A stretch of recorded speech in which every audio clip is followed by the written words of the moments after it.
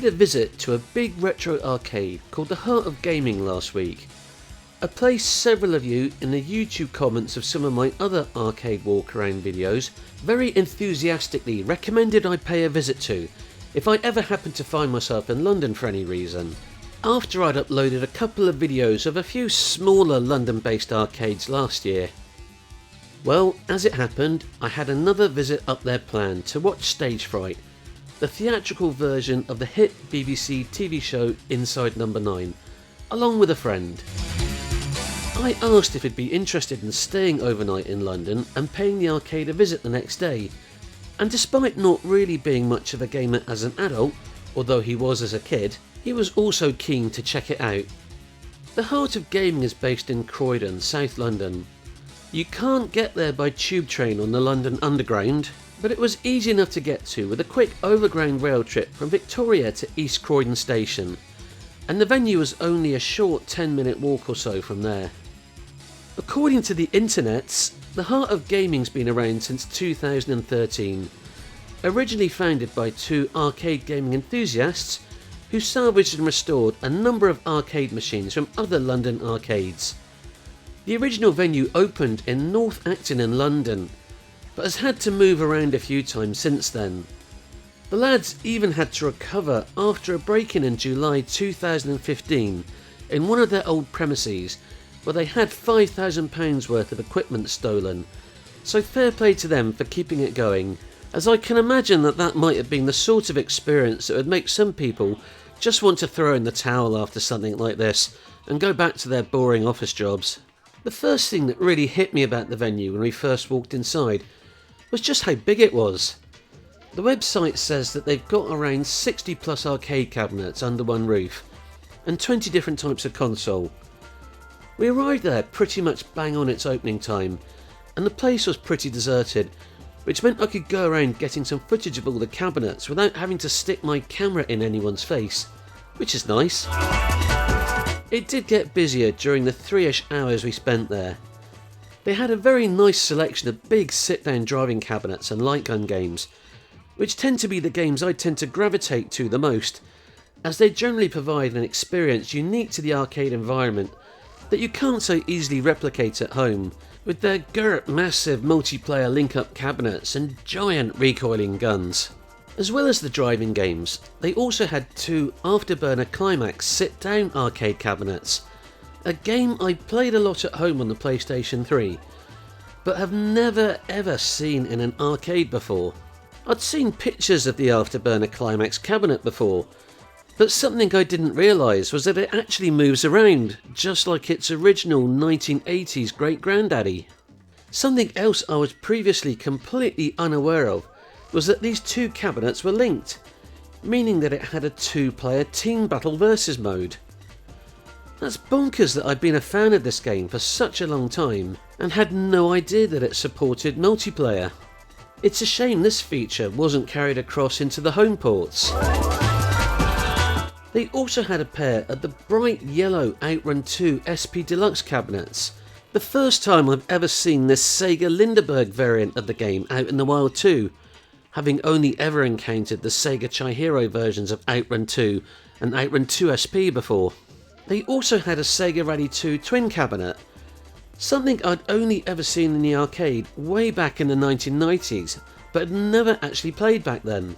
Although I have of course played an absolute shit ton of it in emulation since that time. There were also 4 linked up Daytona USA cabinets with gigantic rear projected CRT monitors.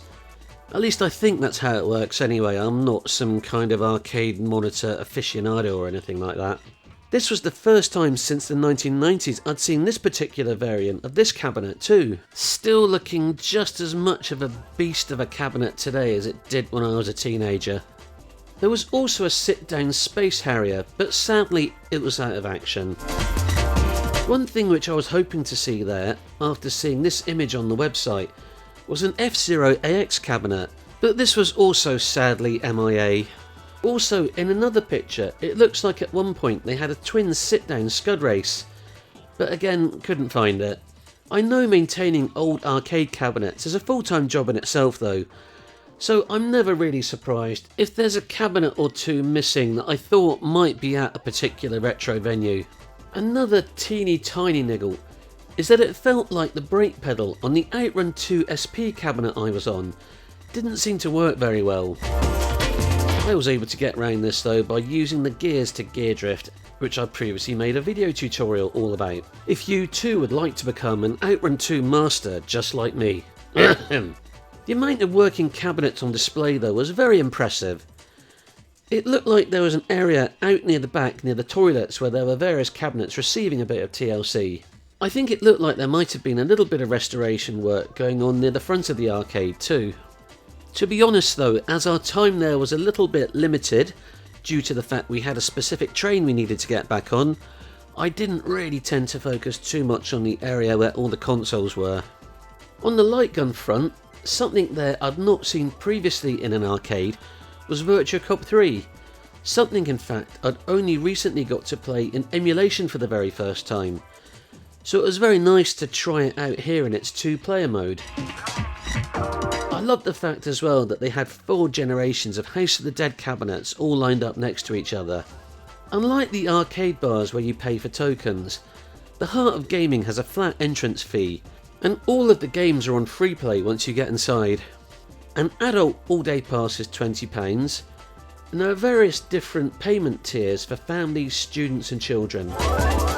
Best of all though, as far as my mate and I were concerned, was the emergency services discount, which meant we both got in for only £10. That is an absolute bargain, especially when you consider that even back in the 1990s, a lot of these games were £1 a pop, and would often last for only a few minutes.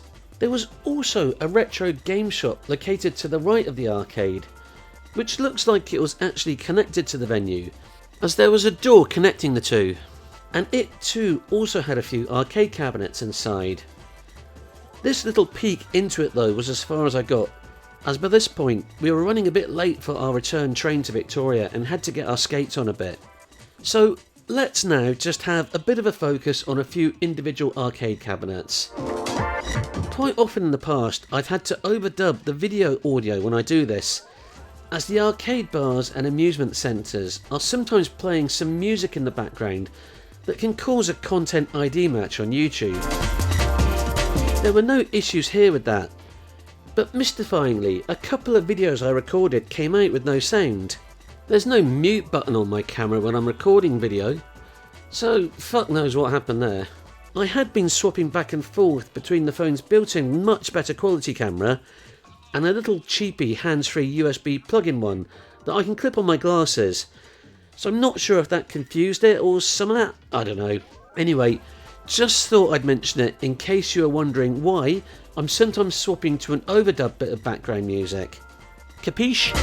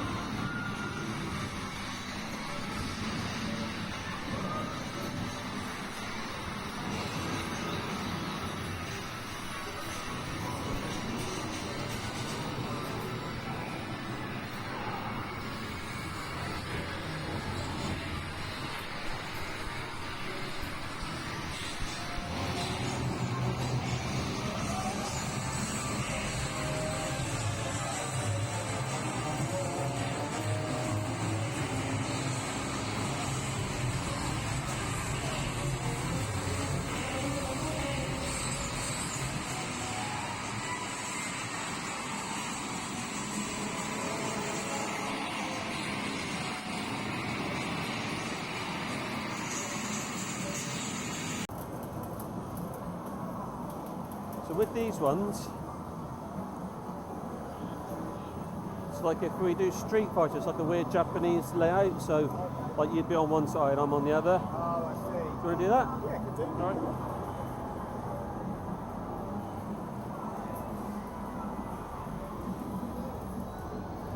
right. Right.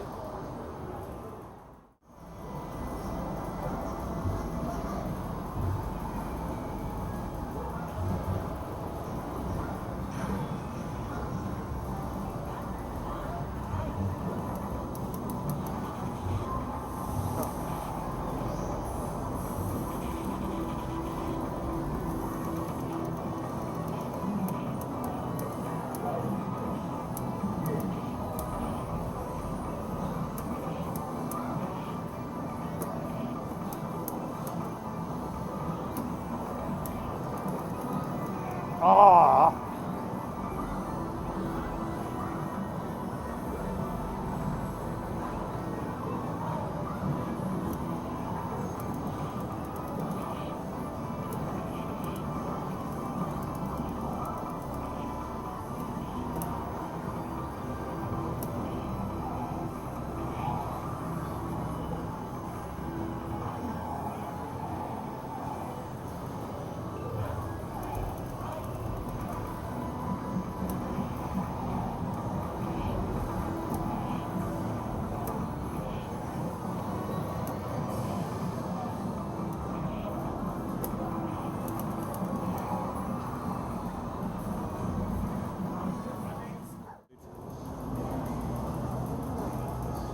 I don't usually toss screen to reload, so I think maybe you could do it like with that as well, possibly. yeah, I don't want.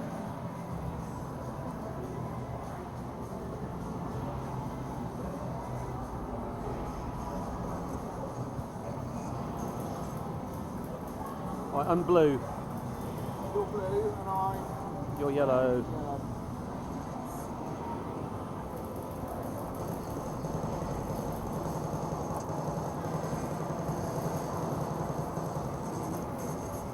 Yeah, you can do it either off screen or if you hit the magazine thing up.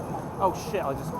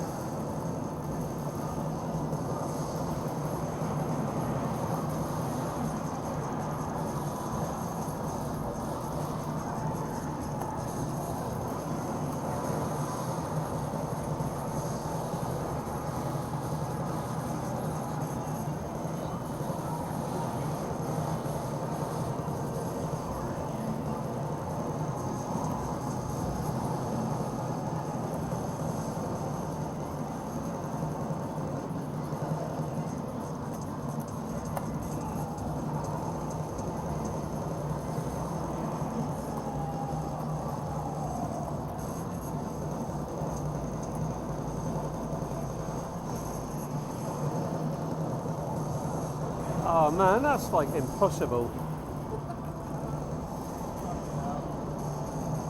Get the weapon, mate. Shoot the bar.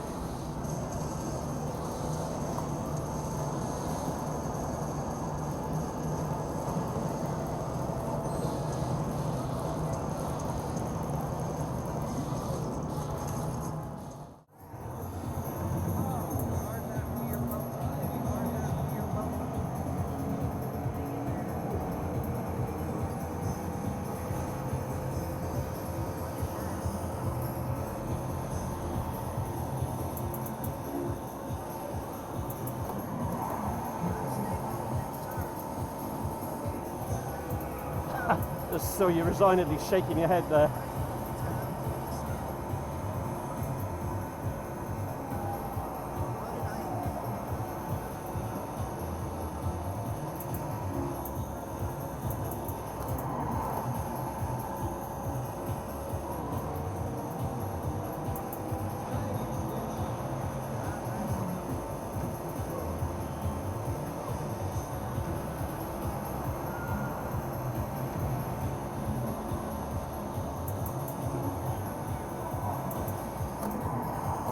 Oh, shitting hell.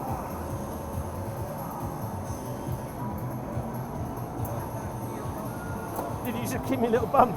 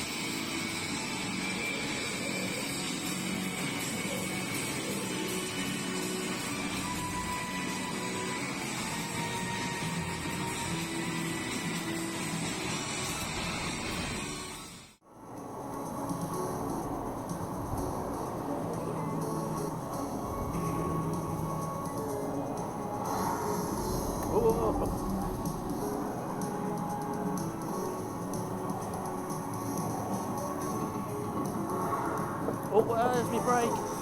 Shit.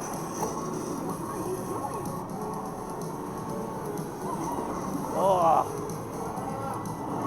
playing dirty.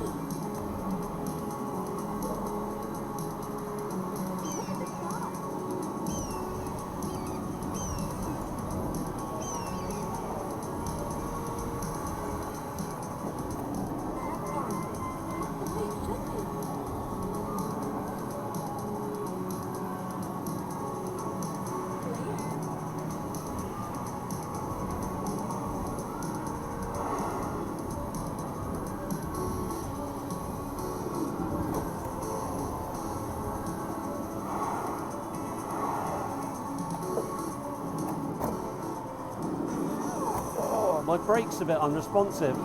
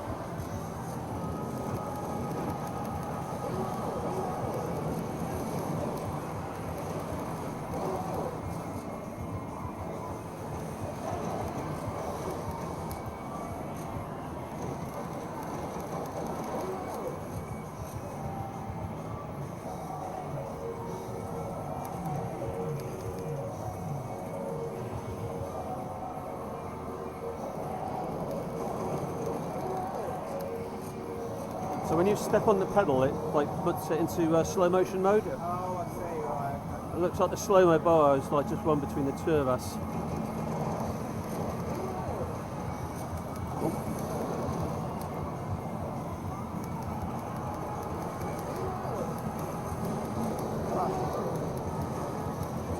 Ah! Oh man, I was pressing like the pedal instead of like.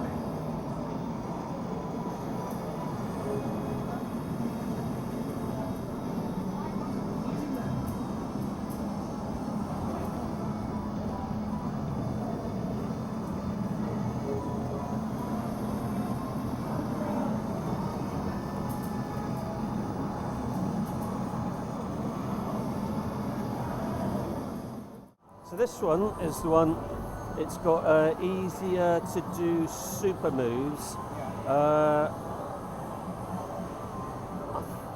I normally play it on the Dreamcast, you just pull the two triggers together. So I don't know what the equivalent is on this. It's probably just like you press, maybe like either like those two or those two. But this is what you get, like 3 characters here, and you can swap between them. So it's probably like that's swap your characters, and that's do your super. I think I could entirely be making it up. So let me just check I'm actually recording still.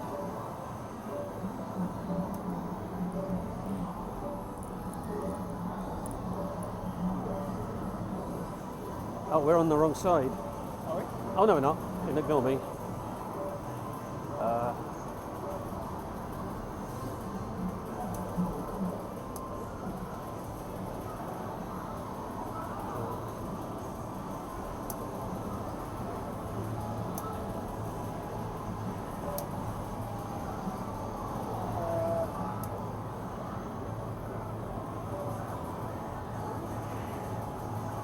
Choose 3 heroes. Oh, choosing 3 heroes. Got it.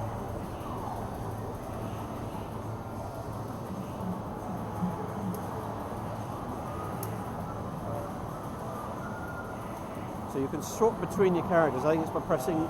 So that will like swap to one character. That will swap to another.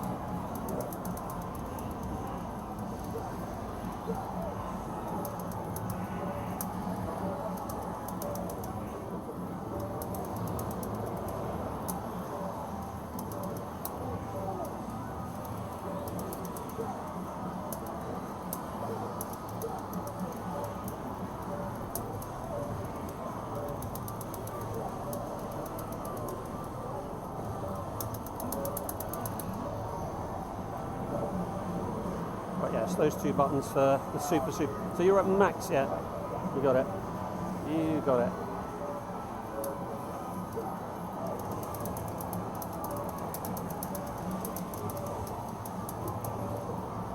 It's just pure chaos. Yeah, it is.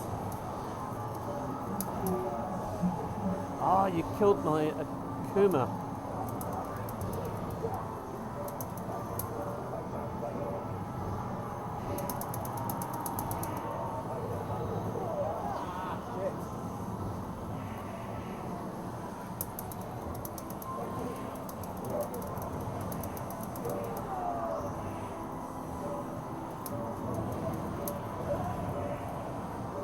That was great. Okay, fun.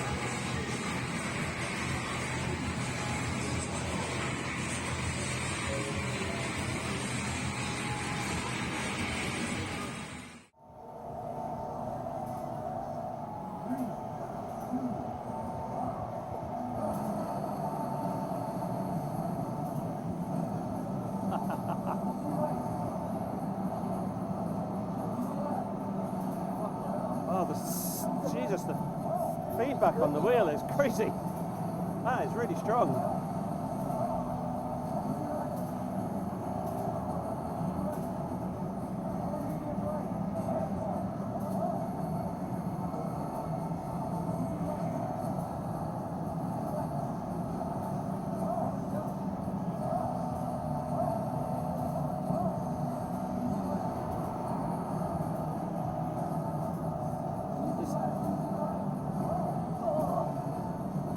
is the feedback on your wheel like mega strong?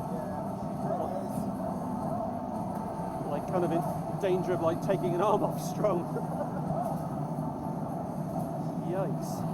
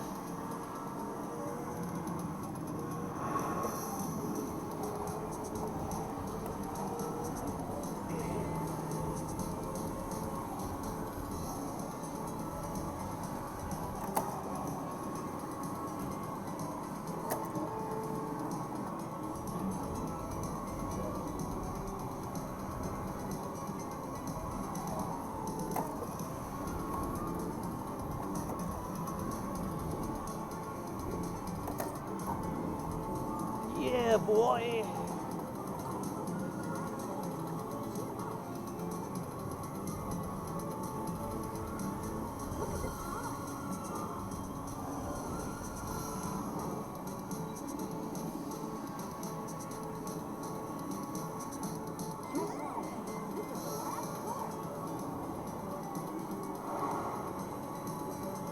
This is supposed to be England, this course, mate.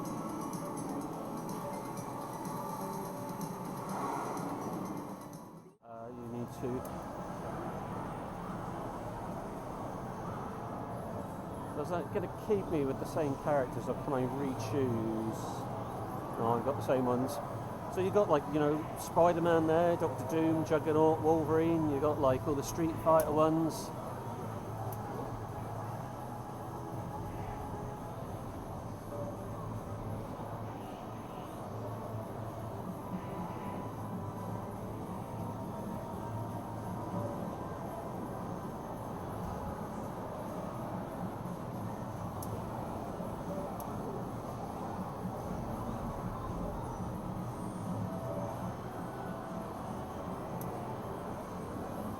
Can't go wrong with a bit of Juggernaut.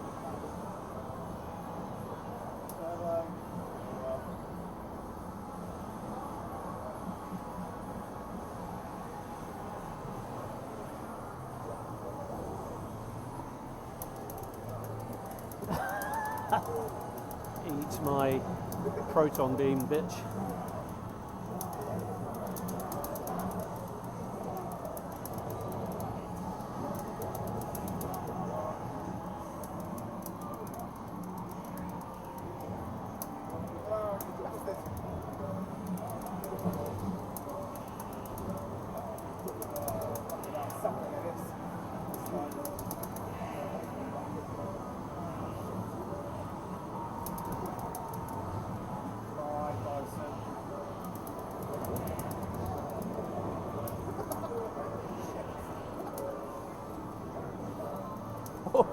You would have got me there. Just complete coincidence. I jumped at the right time.